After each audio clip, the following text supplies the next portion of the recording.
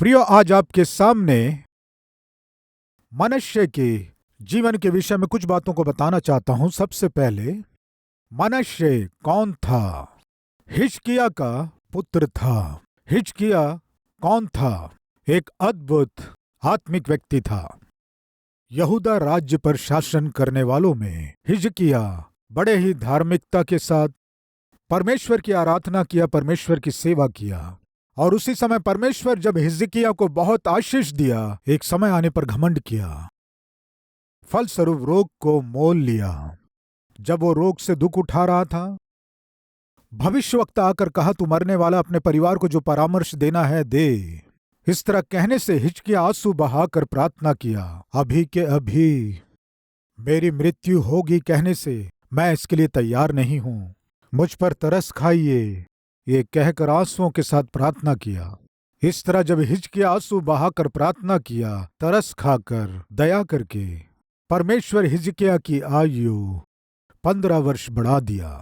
वो मर जाने वाला था, लेकिन मर जाना था ऐसे समय में पश्चाताप करके। जब आंसू बहाया, हिजकिय्याह पर परमेश्वर तरस खाया।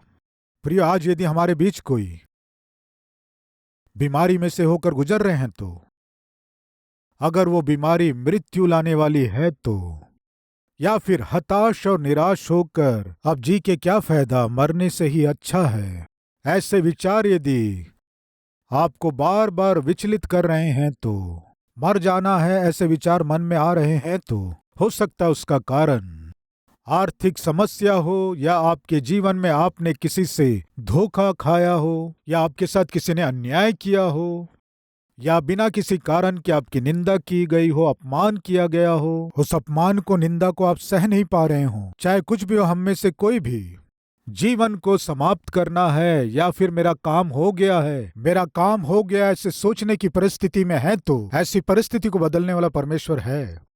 आपको चंगाई देने वाला परमेश्वर है। आपको अच्छे दिन दे पाने वाला परमेश्वर है, वही प्रभु यीशु मसीह है। हिजकिय्याह को ऐसी बीमारी हुई कि वह मरने पर था और उस दुख को सह नहीं पा रहा था। परमेश्वर एक समाचार को भेजा, जाकर बताओ वो मरने वाला है, वो बचेगा नहीं।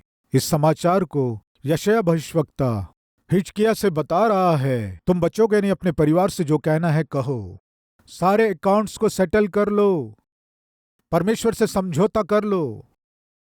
हिजकिय्याह आंसू बहाकर प्रार्थना किया, उसके आंसुओं को परमेश्वर देखा। प्रिय, आज हमारे बीच कोई है क्या ऐसी स्थिति में, या मर जाने से अच्छा है ऐसे सोच रहे हैं, तो उसका कारण क्या है आप अच्छी रीति से जानते हैं। प्रभु के सम्मुख पश्चाताप के साथ आप प्रार्थना करेंगे, तो मेरा प्रभु आपको क्षमा करना ही नहीं, आपको चंगाई देकर दीर्घायु की आशीष को देने के लिए मेरा प्रभु तैयार है। हिजकिय्याह जब वो मरने पर था, प्रार्थना के द्वारा वो अपने प्राण को बचा लिया। सुनिए, इस तरह जिसने अपने प्राण को बचा लिया, ऐसा अद्भुत आत्मिक व्यक्ति का पुत्र था ये मनश्शे। उसके पिता के जीवन में परमेश्वर ने कैसे अद्भुत कार्य किए, अपनी आंखों से देखा। उसके पिता के ऊपर, वैसे ही सेना के ऊपर 1,85,000 सैनिक अचानक आकर देश को नाश करने की कोशिश करने से हिजकिय्याह जब परमेश्वर की उपस्थिति में जाकर प्रार्थना किया, परमेश्वर अद्भुत रूप से 1,85,000 सैनिकों को नाश कर दिए। इसके विषय में भी उसके पुत्र मनश्शे को मालूम था। एक अद्भुत आत्मिक व्यक्ति से वह जन्मा था। प्रिय, आज कुछ मुख्य विषयों को आपसे बांट रहा हूं। सबसे पहला है महान आत्मिकता। किसकी? उसके पिता की। पिता बहुत आत्मिक था, पर पता नहीं क्यों पुत्र निकम्मा निकला। आज हमारे बीच कोई ऐसे भाई या बहन हैं क्या? मेरी माँ बहुत अच्छी है, मेरे पिता बहुत आत्मिक है, प्रार्थना करने वाले हैं, लेकिन पता नहीं क्यों मेरा जीवन पाप के द्वारा बंधे जाकर, एक अच्छे माता पिता से जन्मा हुआ मैं, आत्मिक माता पिता से जन्मा हुआ मैं, परमेश्वर से दूर जी रहा हूं, पाप के बहुत ही निकट मैं जी रहा हूं। मेरे जन्माए हुए माता पिता को दुख दे रहा हूं, मैं उन्हें रुला रहा हूं। ऐसी स्थिति में कोई है क्या? है तो एक बार सोचिए, आप और मनुष्य एक ही नाव में यात्रा कर रहे हैं। विचित्र बात यह है कि अद्भुत पिता से जन्मा हुआ मनुष्य, बचपन से बहुत करीब से अपने पिता को देखा हुआ ये मनुष्य, प्रियो, किस तरह उसका पिता प्रार्थना किया करता था, कैसे प्रार्थनाओं के द्वारा जय को प्राप्त किया, किस तरह परमेश्वर उसके पिता के प्रति तरस खाकर जय को प्रदान किया, ये सब मनुष्य देखा। लेकिन पता नहीं उसको क्या हुआ, परमेश्वर की परवाह नहीं किया, परमेश्वर का भय नहीं माना। उसके पिता ने जिस परमेश्वर की उपासना किया, उसकी उपासना करना छोड़कर तारागणों की उपासना किया, सूर्य चंद्र नक्षत्रों की उपासना करना शुरू किया, परमेश्वर के भय के बिना वो जीना शुरू किया। प्रियो, कई बार हम बहुत अच्छे सेवकों को देखते हैं, वे अद्भुत सेवा को करते हैं, लेकिन पता नहीं क्यों उनके पुत्र मनमर्जी से जीते हैं, और बेटियां भी परमेश्वर के भय भक्ति के बिना जीती हैं। माता पिता ईमानदारी से सेवा करते हुए नाश होने वाले संसार को बचाना है, हर तरह से परिश्रम कर रहे हैं, लेकिन स्वयं के बच्चे ही नाश हो रहे हैं, तो माता पिता के लिए इससे बड़ी दुख की बात क्या हो सकती है? आज इन बातों को सुनने वाले भाई और बहन, यदि आप सेवक के परिवार में जन्मे हैं, तो आत्मिक परिवार में जन्मे हैं, तो आपके माता पिता आंसू बहाते हुए नाश होने वालों के लिए निरंतर प्रार्थना करते हैं, उन्हें यीशु के विषय में गवाही देते हैं, और उसी समय उस घर में रहने वाले आप स्वयं अपने मन मर्जी से जीते हुए अपने माता पिता के लिए दुख का कारण बनेंगे, तो सोचिए कितने दुख की बात है। यदि आज आप ऐसा जीवन जी रहे हैं, तो आप में और मनुष्य में क्या अंतर है? पहला, महान आत्मिकता किसके? पिता की। महान आत्मिक व्यक्ति से जन्मा था ये मनुष्य। दूसरा, महान प्राथमिकता। क्या थी महान प्राथमिकता? वो बहुत ही छोटी उम्र में ही राजा के रूप में चुन लिया गया। आइए इतिहास की दूसरी पुस्तक 33 अध्याय 1 वचन से देखेंगे। जब मनुष्य राज्य करने लगा, तब वह 12 वर्ष का था और यरूशलेम में 55 वर्ष तक राज्य करता रहा। यहूदा के राज्य पर राज्य करने वाले सारे राजाओं से लंबे समय तक ये राज्य किया। 55 वर्ष तक राज्य करने के प्राथमिकता को पाया। पापी व्यक्ति था, मन मर्जी से जीता था, लेकिन उसका जो अधिकार था 55 वर्ष तक था। शायद इस संसार में राजा के रूप में 55 वर्ष शासन करने वाले बहुत कम लोग होंगे, जो बहुत कम लोगों में प्राथमिकता थी, जो बहुत कम लोगों के पास अधिकार था। इस पापी व्यक्ति को परमेश्वर देने से मनुष्य को कितना धन्यवादी होना था। बहुत छोटी उम्र में एक ऊंची प्राथमिकता, अधिकार, अवसर परमेश्वर मनुष्य को दिया। आज इन बातों को सुनने वाले भाइयों और बहनों, हमारे बीच कोई है क्या? बहुत ही छोटी उम्र में ही अधिकार, ऊंची पदवी, ऊंचा पोस्ट, ऊंचा पोजीशन, ऊंची नौकरी, ऊंची स्थिति को परमेश्वर आपको दिया है क्या? धन्यवादी होकर जिए। प्रियो, मनुष्य के नाम का अर्थ जानते हैं? भूल जाना। क्या है? भूल जाना। प्रियो, वो भूल गया। उसके पिता कितने आत्मिक थे, भूल गया। उसके पिता के जीवन में आश्चर्य कार्य करने वाला परमेश्वर कौन है, भूल गया। उसके पूर्वज कौन है, कैसे आत्मिक परिवार में वो जन्मा था, भूल गया। उसे आज राजा बनाकर उत्तम स्थान को किसने दिया है, भूल गया। है क्या कोई हमारे बीच? एक समय आप बहुत आत्मिक व्यक्ति के रूप में जीकर, परमेश्वर के निकट जीकर, जब आप कष्टों में से गुजर रहे थे, विपत्ति में से गुजर रहे थे, दुखों में से, संकटों में से, बीमारियों में से गुजर रहे थे, समस्याओं में से गुजर रहे थे, परमेश्वर से प्रार्थना किए, परमेश्वर के तरस के लिए आप रोए, प्रभु मैं जी नहीं पा रहा हूं, तरस खाइए, मैं नौकरी के बिना जी नहीं पा रहा हूं, व्यापार में मैं बहुत लागत लगाया, बहुत परिश्रम किया, बहुत मेहनत किया, 1 रुपए भी नहीं बच रहा है, दुख उठा रहा हूं, घर में शांति नहीं होने से, विवाह होकर कई वर्ष होने के बाद भी बच्चे नहीं होने से अपमान को सह ना पाकर दुख उठा रहा हूं कहकर जब आप प्रार्थना किए तो परमेश्वर प्रार्थना नहीं सुना क्या? परमेश्वर आप पर तरस नहीं खाया क्या? एक ओर परमेश्वर आपको आर्थिक रूप से मजबूत किया, आपको ऊंचा किया, और दूसरी ओर आपको अच्छा स्वास्थ्य दिया, और उतना ही नहीं परमेश्वर आपको संतान देकर खुशी को दिया। ये सब करने के बाद आपने क्या किया? आप भूल गए। आज आप जो कुछ भी है, जिस किसी स्थिति में हैं और जो अनुभव कर रहे हैं, उन सब का कारण परमेश्वर ही है। इस सत्य को भूलकर आप मनमर्जी से जी रहे हैं।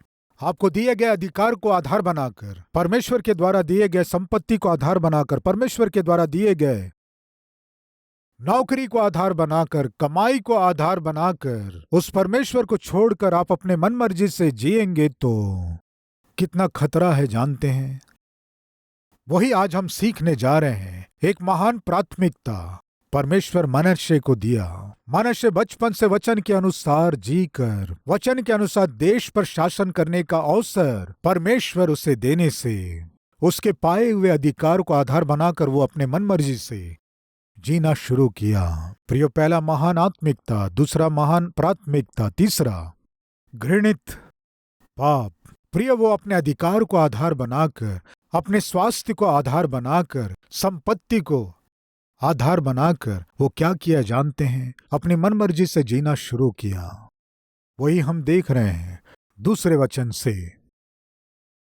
उसने वह किया जो यहोवा की दृष्टि में बुरा था, अर्थात उन जातियों के घिनौने कामों के अनुसार जिसको यहोवा ने इजराइलियों के सामने से देश से निकाल दिया था। प्रियो, यदि आप किसी व्यक्ति के साथ गलत करते हैं तो आप सोचते हैं उस व्यक्ति के साथ आप गलत कर रहे हैं। और यदि आपके पत्नी को धोखा देने से मैं अपनी पत्नी को धोखा दे रहा हूं, सोचते हैं आप अपने पति को धोखा देने से आप सोचते हैं मैं अपने पति को धोखा दे रहे हूं, लेकिन वास्तव में परमेश्वर को धोखा दे रहे हैं। प्रिय, उड़ाऊ पुत्र जब वापस लौटकर घर आया, वो अपने मन में क्या सोचा जानते हैं? पिताजी, मैंने स्वर्ग के विरोध में और तेरी दृष्टि में पाप किया है। पिता को छोड़कर चले जाना पिता के विरुद्ध किया गया पाप है, लेकिन ऐसे पिता को जिसने दिया उस परमेश्वर को छोड़कर चले जाना परमेश्वर के विरोध में पाप करना है। आप जो भी पाप करते हैं परमेश्वर के विरोध में कर रहे हैं। प्रिय, आप में से कोई भी ये ना सोचें मेरे पाप को कोई देख नहीं रहे हैं, मैं अपने किए गए पाप को छिपा लिया हूं, किसी को दिखाई नहीं देगा, बाहर प्रकट होने का चांस नहीं है, क्योंकि मैंने ढांप दिया है, छिपा दिया है, बाहर बिल्कुल प्रकट नहीं होगा। मत सोचिए, क्योंकि आप बहुत ही चालाकी से मनुष्य देख ना सके, मनुष्य को दिखाई ना दे, आपके पाप को छिपा सकते हैं, आपके पाप को ढांप सकते हैं। आप किसके साथ पाप किए, कौन कौन से पाप किए, क्या क्या पाप किए और अभी क्या क्या पाप कर रहे हैं। हो सकता है वो आपके पति को मालूम ना चले, हो सकता है आपकी पत्नी को ना मालूम चले, हो सकता है आपके माता पिता को मालूम ना चले, आपके मित्रों को, आपके क्लासमेट को मालूम ना चले, आपके रूममेट को पता ना चले, या फिर आप जिससे प्रेम करते हैं उस लड़की को मालूम ना चला हो आप कितने धोखेबाज लड़के और लड़की हैं। लेकिन परमेश्वर को पता है। आप कितने बुद्धिमानी से भी उस पाप को छिपाने की कोशिश करें तो मत भूलिए एक दिन वो पाप प्रकट होगा। प्रियो, वो पाप ही एक दिन आपको पकड़वाएगा। प्रियो, एक आलसी व्यक्ति था, वो मेहनत करना नहीं जानता था, और उसी समय एक व्यक्ति बड़ी मेहनत करके खेत में धान को लगाया, फसल अच्छी हुई। उस धान की कटाई करवा के अच्छी रीति से बोरों में भरकर खेत के भंडारों में सुरक्षित रख दिया। ये आलसी परिश्रम नहीं करता था। इसने क्या किया जानते हैं? आधी रात को उठकर गया, एक एक बोरा उठाकर अपने घर ले आया। एक बोरा लेकर आया, संतुष्ट नहीं हुआ, फिर दूसरा लाया, संतुष्ट नहीं हुआ, फिर से जाकर तीसरा बोरा भी घर में ले आया और सोचा बहुत है, इन 3 बोरे धान से शांति के साथ कुछ महीने गुजर सकते हैं, कुछ महीने अच्छे से जी सकते हैं, अब भरपेट भोजन कर सकते हैं सोचकर उन बोरों को घर में जमा दिया और सो गया। लेकिन तीसरा बोरा लाते समय क्या हुआ कि उस बोरे में एक छेद था। छेद होने से जिस खेत से वो उन बोरों को लेकर आ रहा था, उस बोरे में छेद था, इसलिए वो धान थोड़ा थोड़ा गिरते हुए आया। वो गिरते गिरते कहां तक आया? उसके घर तक आया। वो बहुत बुद्धिमान था। बोरे में छेद होने के कारण धान गिरता हुआ आया। ये बुद्धिमानी से क्या किया जानते हैं? अब सारे धान को चुनकर उठा पाना मुश्किल है ना, इसलिए क्या किया? उस धान के ऊपर मिट्टी डालकर ढांप दिया। जब उसने धान को मिट्टी से ढांप दिया, कुछ दिखाई नहीं दे रहा था। सोचा, मैं सब कुछ छिपा दिया हूं, अब कोई सबूत नहीं है, किसी को मालूम नहीं चलेगा, मैं ढांप दिया हूं। वो सोचा। इस तरह सोचकर आराम से आकर सो गया। कोई है क्या हमारे बीच? सारे पापमय कामों को करके, धोखा देकर, दगा देकर, भोली भाली लड़कियों के साथ खेलकर, उसके द्वारा आप सुख शांति को, भोग को पाकर, धन संपत्ति कमाकर अब कोई डर नहीं है, मैंने अपने पापमय कामों को बुद्धिमानी से छिपा दिया हूं, ऐसे सोचने वाले कोई हैं क्या? सावधान, आप जिसे ढांप दिया हूं सोच रहे हैं, वो प्रकट होगा। कैसे प्रकट होगा ब्रदर? किसी को मालूम ना चले, छिपा दिया हूं ना। बाहर प्रकट होने का चांस कहां है? बताता हूं, सुनिए। प्रियो, वो धान रास्ते भर में गिरकर स्पष्ट दिखाई दे रहा था। वो क्या किया जानते हैं? वो मिट्टी डाल डालकर उसे ढांप दिया और सोचकर खुशी से जाकर सो गया। रात में बारिश हुई प्रियो। क्या हुई? रात में बारिश हुई। वो व्यक्ति जिसने खेत में धान को सुरक्षित रखा था, बारिश गिरते ही तुरंत खेत में गया। जाकर देखने से 3 बोरे कम थे। 3 बोरे कम है, कहां गए? ये सोचकर बहुत टेंशन में पड़ गया। 1-2 दिन बीतने के बाद दुखी होकर जब खेत में गया था, बारिश हुई थी ना, वो गिरे हुए धान अंकुरित हो गए। अरे अंकुरित कैसे हो गए? हो सकता है जिसने मेरे धान ले गया है, उस बोरे में छेद होने के कारण धान गिरे होंगे और धान अंकुरित हो गए। ये सोचकर उसी रास्ते में चलते चलते चलते चलते सीधे चोर के घर पहुंच गया। दरवाजा खटखटाकर जोर से डांट कर पूछा, तुम जो 3 बोरे लाए हो कहां रखे हो? मैं कब लाया हूं? कौन से 3 बोरे? चोर को जल्दी गुस्सा आ जाता है ना। आलसियों से आप कोई सवाल पूछिए, वे जल्दी गुस्सा हो जाएंगे। जिसके पास कोई काम धंधा नहीं रहता है, जिसके पास कोई काम नहीं है, आलसी है, उसके काम के विषय में आप पूछिए, जोर से गुस्सा करेगा। इसलिए कुछ पति जल्दी गुस्सा हो जाते हैं और वैसे ही कुछ पत्नियों को भी कुछ सवाल पूछने से बहुत गुस्सा होते हैं। कारण क्या है जानते हैं? देखिए, यही है, आलसियों को गुस्सा जल्दी आता है। कुछ पूछें या सवाल करें तो उत्तर देने के बदले मुंह से जो पाए बोलते हैं, चीखते हैं, चिल्लाते हैं, बेइज्जत करते हैं। इज्जतदार पति पत्नी इस मूर्ख से क्या करना सोचकर खामोश हो जाते हैं। उसका लाभ उठाकर चीखने चिल्लाने वाले पति भी होते हैं, पत्नियां भी होती हैं। प्रियो, व्यक्ति चीख रहा था, चिल्ला रहा था। तब उसने कहा, चुप कर, क्यों चिल्ला रहे हो? वो कहने लगा, क्या सबूत है? मैं तुम्हारे 3 बोरों को लाया हूं, क्या सबूत है बताओ? सबूत क्या है पूछ रहे हो? तुमने जो ढापा है वही सबूत है, आओ। ये कहकर बाहर लाकर दिखाया। रास्ते भर में दिख रहा था। पकड़ा गया। वो पकड़ा गया सोचकर आप खुश मत होइए। आपने जो छिपाया वो भी एक दिन बाहर प्रकट होगा, सावधान। प्रिय, मनुष्य अपने अधिकार का इस्तेमाल करके मन मर्जी से पाप में कामों को किया, परमेश्वर के भय के बिना जिया। उसके पाप में कामों को परमेश्वर देख रहे हैं, ये ध्यान भी ना देकर अति पवित्र परमेश्वर के मंदिर में आकाश के तारा गणों के लिए वेदियां बनाया। पढ़ रहा हूं 4 वचन से। उसने यहोवा के उस भवन में वेदियां बनाई जिसके विषय यहोवा ने कहा था, यरूशलेम में मेरा नाम सदा बना रहेगा। वरन यहोवा के भवन के दोनों आंगनों में भी अपने आकाश के सारे गणों के लिए वेदियां बनाई। प्रिय, परमेश्वर के भवन में दो भाग होते हैं, एक पवित्र स्थान और एक अति पवित्र स्थान। अति पवित्र स्थान परमेश्वर का निवास स्थान है। पवित्र स्थान वह स्थान है जहां याजक जाकर बलिदानों को चढ़ाता है। कृपया सुनिए, इस शरीर में भी दो भाग हैं।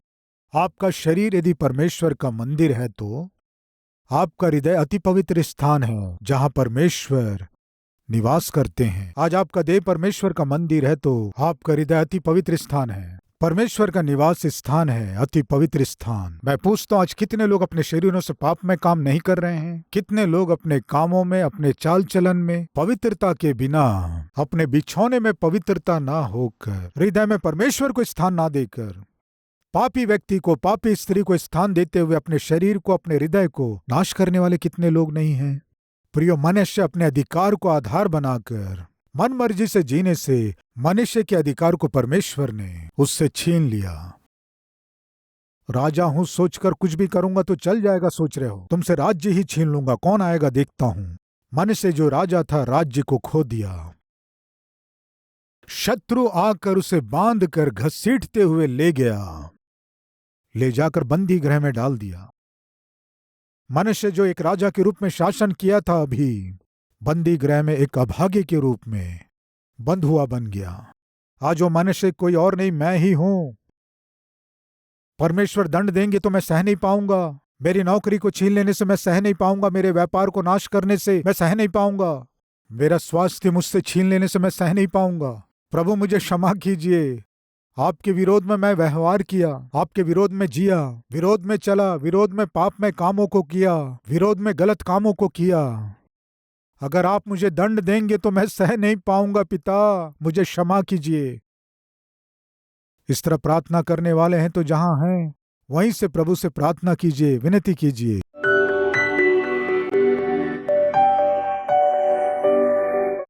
महान पवित्र प्रेमी परमेश्वर पिता, मनुष्य भूल गया पिता। मेरे पिता कितने आत्मिक थे, कैसे आत्मिक पाठों को सिखाकर मेरी परवरिश किए। आप कितने आश्चर्य कार्य करके, अद्भुत कार्य करके किस तरह उसके पिता के राज्य को स्थिर किए। वो भूल गया। उसे आपने ही अधिकार दिया है, पदवी दिया है, उस स्थान को दिए हो, वो भूल गया। फलस्वरूप हानि को मोल लिया। पिता, आज हमारे पास जो कुछ भी है, इन सब का कारण आप ही हैं पिता। आज हमारे जीवन में जो भी आशीषें हैं वो आपके दिए हुए हैं पिता। पिता, आपको भूले बिना, आपसे दूर हुए बिना हम अभागे ना हो, हम पर तरस खाइए पिता। पिता, जितने लोग क्षमा मांग रहे हैं उन सब को क्षमा करके आपके इच्छा के अनुसार चलने वाले पिता के रूप में, पत्नी के रूप में, बच्चों के रूप में, नौकरी करने वाले के रूप में, सेवक के रूप में, व्यापारी के रूप में आपसे जी सके सहायता कीजिए। एक नए बदलाव को और व्यक्तित्व को दीजिए पिता। यीशु मसीह के नाम से मांगते हैं, आमीन। प्रियो, इस डेली डिवोशन के द्वारा आप आशीष पाए हैं तो और भी लोगों को शेयर कीजिए, लाइक कीजिए और साथ ही साथ कमेंट भी कीजिए। कल फिर इसी समय में एक और डेली डिवोशन के साथ आपके सामने आऊंगा। तब तक के लिए शालोम।